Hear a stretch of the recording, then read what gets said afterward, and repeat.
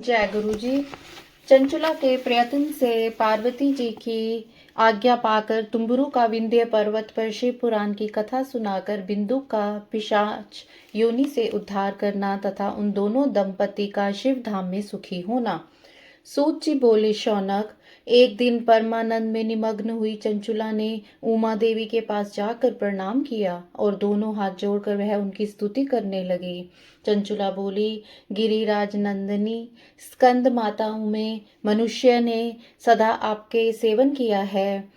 समस्त सुखों को देने वाली शंभु प्रिय आप ब्रह्मा स्वरूपिणी हैं। विष्णु और ब्रह्मा आदि देवताओं द्वारा सेव्य हैं।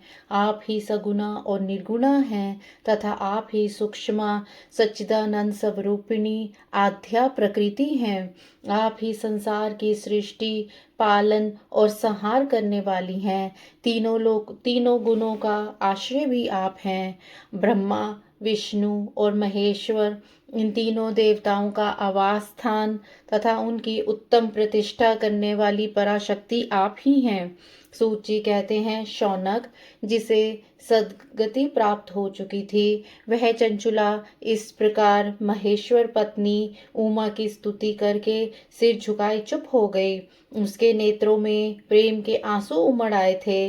तब करुणा से भरी हुई शंकर प्रिय भक्त वत्सला पार्वती देवी ने चंचुला को संबोधित करके बड़े प्रेम से इस प्रकार कहा।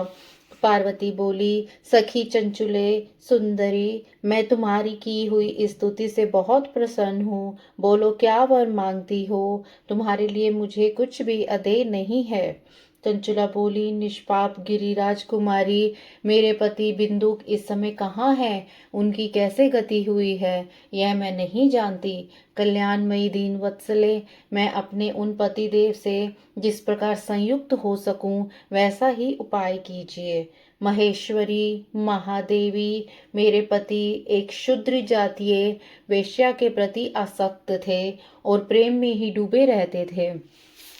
उनकी मृत्यु मुझसे पहले ही हो गई थी। न जाने वे किस गति को प्राप्त हुए। गिरिजा बोली, बेटी, तुम्हारा बिंदु नाम वाला पति बहुत पापी था।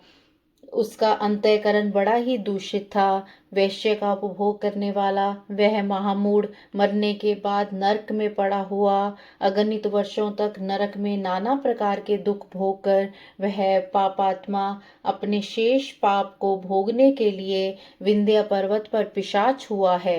इस समय वह पिशाच अवस्था में ही है और नाना प्रकार के कलेश उठा रहा है। वह दुष्ट नहीं, माफ कीजिएगा गुरुजी, वह दुष्ट वही वायु पीकर रहता और सदा सब प्रकार के कष्ट सहता है। सूत जी कहते हैं, शौनक, गौरी देवी की यह बात सुनकर उत्तम व्रत का पालन करने वाली चंचुला उस समय पति के महान दुख से दुखी हो गई। फिर मन को स्थिर करके उस ब्राह्मण पत्नी ने व्यथित हृदय से महेश्वरी को प्रणाम करके पुनः पूछा। चंचुला बोली, महेश्वरी, महादेवी, मुझ पर कृपा कीजिए और दूषित कर्म करने वाले मेरे उस दुष्ट पति का अब उद्धार कर दीजिए। देवी, कुत्सित बुद्धि वाले मेरे उस पापात्मा पति को किस उपाय से उत्तम गति प्राप्त हो सकती है यह शीघ्र बताइए। आपको नमस्कार है। पार्वती ने कहा, तुम्हारा पति यदि शिव पुराण की पुण्यमयी उत्तम कथा सुने तो सारी दुर्गति को पार करके वह उत्तम गति का भागी हो सकता है। अमृत के समान मधुर अक्षरों से युक्त गौरी देवी का यह वचन आदर पूर्वक सुनकर चंचुला ने हाथ जोड़ मस्तक झुकाकर उन्हें बारंबार प्रणाम किया और अपने पति के समस्त पापों की शुद्धि तथा उत्तम गति की प्राप्ति के लिए पार्वती देवी से यह प्रार्थना की कि मेरे पति को शिव पुराण सुनाने की व्यवस्था होनी चाहिए। उस ब्राह्मण पत्नी के बारंबार प्रार्थना करने पर शिवप्रिय गौरी देवी को बड़ी दया आई। उन भक्त वत्सला महेश्वरी गिरिराज कुमारी ने भगवान शिव की उत्तम कीर्ति का गान करने वाले गंधर्वराज तुम्बुरु को बुलाकर उनसे प्रसन्नता पूर्वक इस प्रकार कहा, तुम्बुरु, तुम्हारी भगवान शिव में प्रीति है। तुम मेरे मन की बातों को जानकर मेरे अभिष्ट कार्यों को सिद्ध करने वाले हो, इसलिए मैं तुमसे एक बात कहती हूँ, तुम्हारा कल्याण हो। तुम मेरी इस सखी के साथ शीघ्र ही विंध्य पर्वत पर जाओ। वहां एक महाघोर और भयंकर पिशाच रहता है। उसका वृत्तांत तुम आरंभ से ही सुनो। मैं तुमसे प्रसन्नता पूर्वक सब कुछ बताती हूँ। पूर्व जन्म में वह पिशाच बिंदुक नामक ब्राह्मण था। मेरी इस सखी चंचुला का पति था, परंतु वह दुष्ट वैश्यगामी हो गया।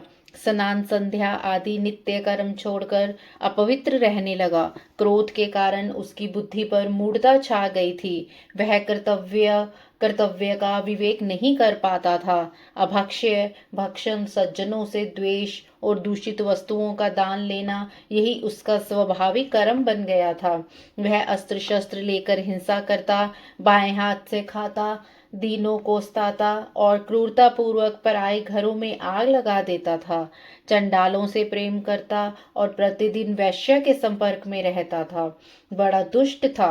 वह पापी अपनी पत्नी का परित्याग करके दुष्टों के संग में ही आनंद मनाता था।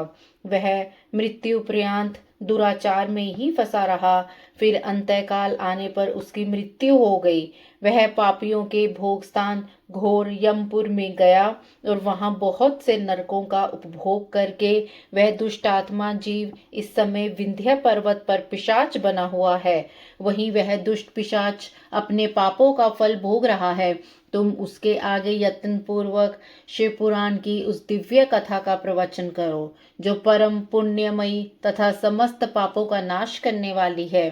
शिव पुराण की कथा का श्रवण सबसे उत्कृष्ट पुण्य कर्म है। उससे उसका हृदय शीघ्र ही समस्त पापों से शुद्ध हो जाएगा और वह प्रेत योनि का परित्याग कर देगा। उस दुर्गति से मुक्त होने पर बिंदुक नामक पिशाच को मेरी आज्ञा से विमान पर बिठाकर तुम भगवान शिव के समीप ले आओ।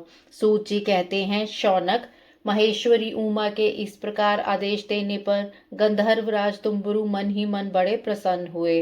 उन्होंने अपने भाग्य की सराहना की। तत्पश्चात उस पिशाच की सती साध्वी पत्नी तंचुला के साथ विमान पर बैठकर नारद के प्रिय मित्र तुम्बुरु वेग पूर्वक विंध्याचल पर्वत पर गए, जहां वह पिशाच रहता था। वहां उन्होंने उस पिशाच को देखा। उसका शरीर विशाल था, थोड़ी बहुत बड़ी थी। वह कभी हंसता, कभी रोता और कभी उछलता था। उसकी आकृति बड़ी विकराल थी। भगवान शिव की उत्तम कीर्ति का गान करने वाले महाबली तुम्बुरु ने उस अत्यंत भयंकर पिशाच को पाशों द्वारा बांध लिया।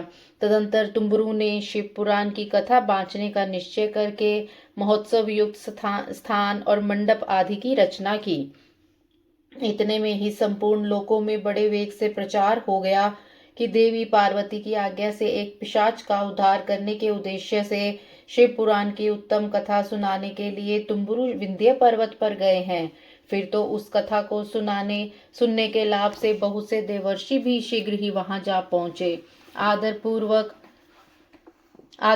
शिव पुराण सुनने के लिए आए हुए लोगों का उस पर्वत पर बड़ा अद्भुत और कल्याणकारी समाज जुट गया। फिर तुम्बुरु ने उस पिशाच को पाशों से बांधकर आसन पर बिठाया और हाथ में वीणा लेकर गौरीपति की कथा का गान आरंभ किया। पहली अर्थात विदेश्वर संहिता से लेकर 7वीं वायु संहिता तक महात्माएं सहित शिव पुराण की कथा का उन्होंने स्पष्ट वर्णन किया। 7 संहिताओं सहित शिव पुराण का आदर पूर्वक श्रवण करके वे सभी श्रोता पूर्णतः कृतार्थ हो गए।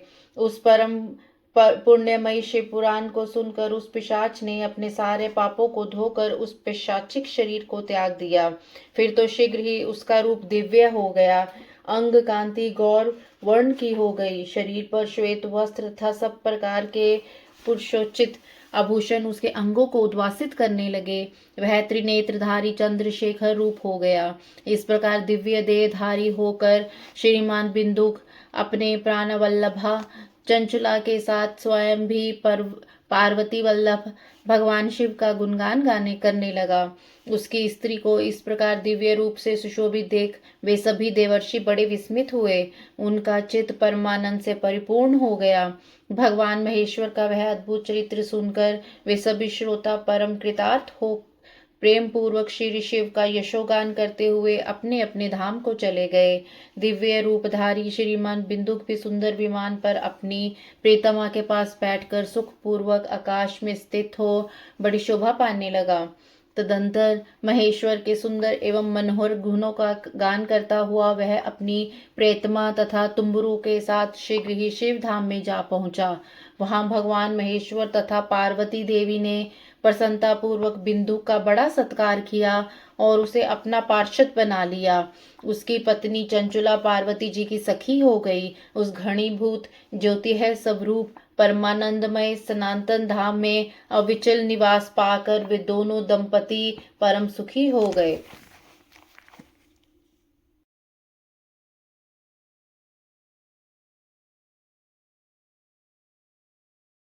जय गुरु जी। चंचुला के प्रयत्न से पार्वती जी की आज्ञा पाकर तुम्बुरु का विंध्य पर्वत पर शिव पुराण की कथा सुनाकर बिंदु का पिशाच योनि से उद्धार करना तथा उन दोनों दंपति का शिव धाम में सुखी होना। सूत जी बोले, शौनक, एक दिन परमानंद में निमग्न हुई चंचुला ने उमा देवी के पास जाकर प्रणाम किया और दोनों हाथ जोड़कर वह उनकी स्तुति करने लगी।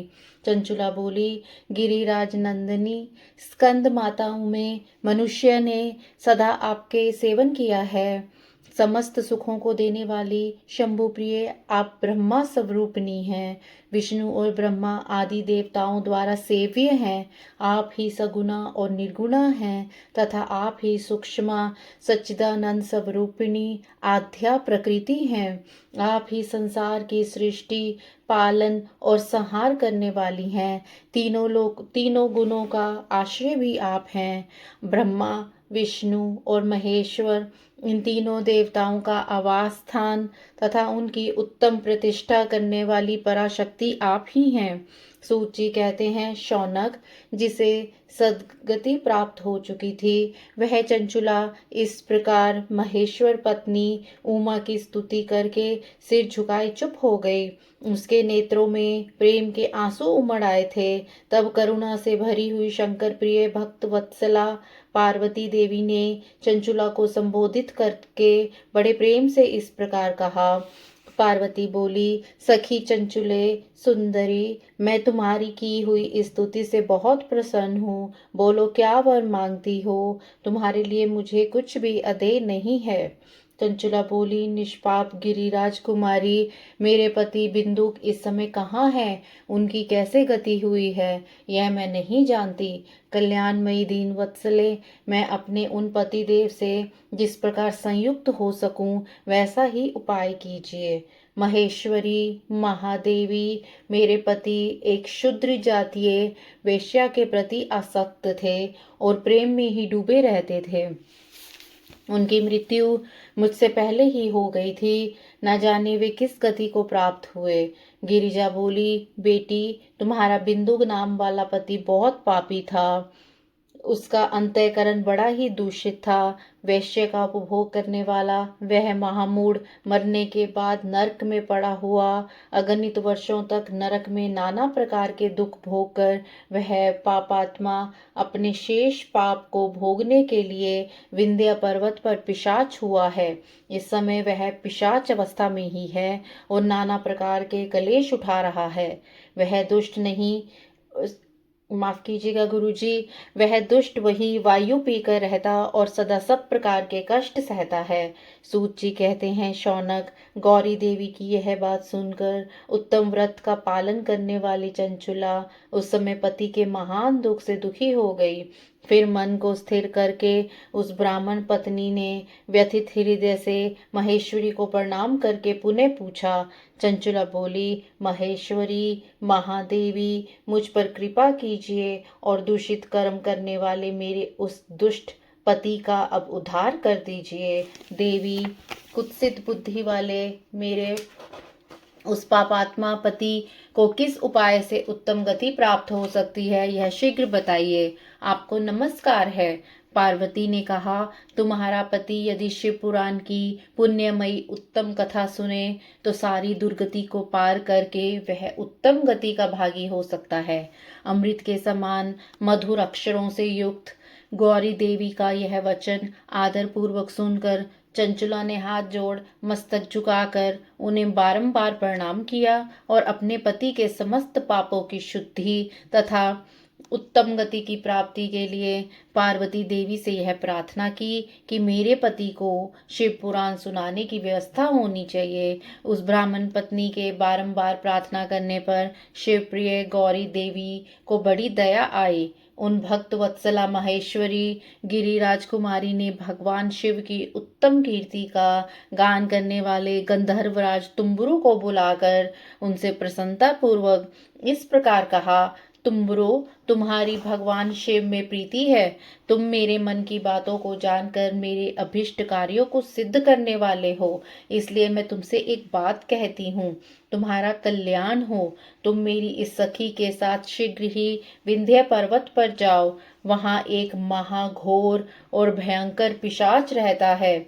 उसका वृत्तांत तुम आरंभ से ही सुनो। मैं तुमसे प्रसन्नता पूर्वक सब कुछ बताती हूँ। पूर्व जन्म में वह पिशाच बिंदुक नामक ब्राह्मण था। मेरी इस सखी चंचुला का पति था, परंतु वह दुष्ट वैश्यगामी हो गया। स्नान संध्या आदि नित्य कर्म छोड़कर अपवित्र रहने लगा। क्रोध के कारण उसकी बुद्धि पर मूढ़ता छा गई थी। वह कर्तव्य का विवेक नहीं कर पाता था। अभक्ष्य भक्षण, सज्जनों से द्वेष और दूषित वस्तुओं का दान लेना, यही उसका स्वाभाविक कर्म बन गया था। वह अस्त्र शस्त्र लेकर हिंसा करता, बाएं हाथ से खाता, दीनों को सताता और क्रूरता पूर्वक पराये घरों में आग लगा देता था। चंडालों से प्रेम करता और प्रतिदिन वैश्य के संपर्क में रहता था। बड़ा दुष्ट था। वह पापी अपनी पत्नी का परित्याग करके दुष्टों के संग में ही आनंद मनाता था। वह मृत्यु पर्यंत दुराचार में ही फंसा रहा। फिर अंतकाल आने पर उसकी मृत्यु हो गई। वह पापियों के भोग स्थान घोर यमपुर में गया और वहां बहुत से नरकों का उपभोग करके वह दुष्ट आत्मा जीव इस समय विंध्य पर्वत पर पिशाच बना हुआ है। वहीं वह दुष्ट पिशाच अपने पापों का फल भोग रहा है।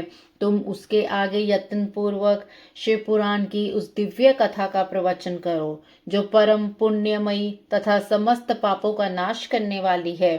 शिव पुराण की कथा का श्रवण सबसे उत्कृष्ट पुण्य कर्म है। उससे उसका हृदय शीघ्र ही समस्त पापों से शुद्ध हो जाएगा और वह प्रेत योनि का परित्याग कर देगा। उस दुर्गति से मुक्त होने पर बिंदुक नामक पिशाच को मेरी आज्ञा से विमान पर बिठाकर तुम भगवान शिव के समीप ले आओ। सूत जी कहते हैं, शौनक, महेश्वरी उमा के इस प्रकार आदेश देने पर गंधर्वराज तुम्बुरु मन ही मन बड़े प्रसन्न हुए। उन्होंने अपने भाग्य की सराहना की। तत्पश्चात उस पिशाच की सती साध्वी पत्नी चंचुला के साथ विमान पर बैठकर नारद के प्रिय मित्र तुम्बुरु वेग पूर्वक विंध्याचल पर्वत पर गए, जहां वह पिशाच रहता था। वहां उन्होंने उस पिशाच को देखा। उसका शरीर विशाल था, थोड़ी बहुत बड़ी थी। वह कभी हंसता, कभी रोता और कभी उछलता था। उसकी आकृति बड़ी विकराल थी। भगवान शिव की उत्तम कीर्ति का गान करने वाले महाबली तुम्बुरु ने उस अत्यंत भयंकर पिशाच को पाशों द्वारा बांध लिया। तदंतर तुम्बुरु ने शिव पुराण की कथा बांचने का निश्चय करके महोत्सव युक्त स्थान और मंडप आदि की रचना की। इतने में ही संपूर्ण लोकों में बड़े वेग से प्रचार हो गया कि देवी पार्वती की आज्ञा से एक पिशाच का उद्धार करने के उद्देश्य से शिव पुराण की उत्तम कथा सुनाने के लिए तुम्बुरु विंध्य पर्वत पर गए हैं। फिर तो उस कथा को सुनने के लाभ से बहुत से देवर्षि भी शीघ्र ही वहां जा पहुंचे। आदर पूर्वक शिव पुराण सुनने के लिए आए हुए लोगों का उस पर्वत पर बड़ा अद्भुत और कल्याणकारी समाज जुट गया। फिर तुम्बुरु ने उस पिशाच को पाशों से बांधकर आसन पर बिठाया और हाथ में वीणा लेकर गौरी पति की कथा का गान आरंभ किया। पहली अर्थात विदेश्वर संहिता से लेकर 7वीं वायु संहिता तक महात्म्य सहित शिव पुराण की कथा का उन्होंने स्पष्ट वर्णन किया। सातों संहिताओं सहित शिव पुराण का आदर पूर्वक श्रवण करके वे सभी श्रोता पूर्णतः कृतार्थ हो गए। उस परम पुण्यमयी शिव पुराण को सुनकर उस पिशाच ने अपने सारे पापों को धोकर उस पिशाचिक शरीर को त्याग दिया। फिर तो शीघ्र ही उसका रूप दिव्य हो गया, अंग कांति गौर वर्ण की हो गई, शरीर पर श्वेत वस्त्र तथा सब प्रकार के पुरुषोचित आभूषण उसके अंगों को उद्वासित करने लगे। वह त्रिनेत्रधारी चंद्रशेखर रूप हो गया। इस प्रकार दिव्य देहधारी होकर श्रीमान बिंदुक अपने प्राणवल्लभा चंचुला के साथ स्वयं भी पार्वती वल्लभ भगवान शिव का गुणगान करने लगा। उसकी स्त्री को इस प्रकार दिव्य रूप से सुशोभित देख वे सभी देवर्षि बड़े विस्मित हुए। उनका चित्त परमानंद से परिपूर्ण हो गया। भगवान महेश्वर का वह अद्भुत चरित्र सुनकर वे सभी श्रोता परम कृतार्थ हो प्रेम पूर्वक श्री शिव का यशोगान करते हुए अपने अपने धाम को चले गए। दिव्य रूपधारी श्रीमान बिंदुक भी सुंदर विमान पर अपनी प्रीतमा के पास बैठकर सुख पूर्वक आकाश में स्थित हो बड़ी शोभा पाने लगा। तदंतर महेश्वर के सुंदर एवं मनोहर गुणों का गान करता हुआ वह अपनी प्रेतमा तथा तुम्बुरु के साथ शीघ्र ही शिव धाम में जा पहुंचा। वहां भगवान महेश्वर तथा पार्वती देवी ने प्रसन्नता पूर्वक बिंदु का बड़ा सत्कार किया और उसे अपना पार्षद बना लिया।